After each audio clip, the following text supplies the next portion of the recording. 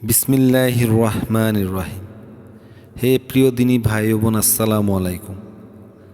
হাদিস শরীফে আছে, রাসূল সাল্লাল্লাহু আলাইহি সাল্লাম একবার বসা অবস্থায় ছিলেন। তখন তাওরাত গ্রন্থের এক পণ্ডিত রাসূল সাল্লাল্লাহু আলাইহি সাল্লামকে প্রশ্ন করলেন, স্বামী এবং স্ত্রীর ঘর থেকে কেন ছেলে এবং মেয়ে হয়?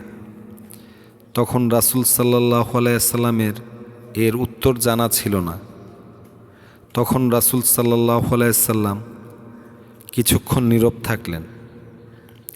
তখন জিবরাইল আলাইহিস সালাম এসে বললেন, হে আল্লাহর রাসূল, আপনি বলেন, যদি স্বামীর বীর্যশক্তি স্ত্রীর বীর্যশক্তির উপর জয়ী হয় তাহলে ছেলে সন্তান হবে, এবং যদি স্ত্রীর বীর্যশক্তি পুরুষ বীর্যশক্তির উপর জয়ী হয় তাহলে মেয়ে সন্তান হবে।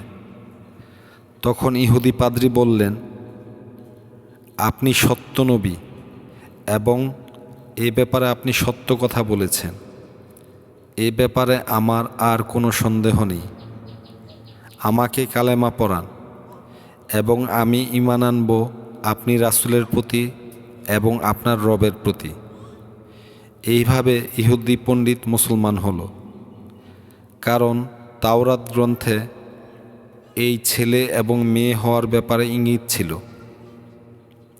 যদি ভিডিওটি ভালো লাগে তাহলে ইসলামের খাতিরে, রাসূলের মহব্বতে, ইসলামের প্রচার ও প্রসারের স্বার্থে চ্যানেলটি সাবস্ক্রাইব করুন, লাইক করুন, শেয়ার করুন, কমেন্টস করুন এবং অল নোটিফিকেশন বাটনে ক্লিক করে রাখুন।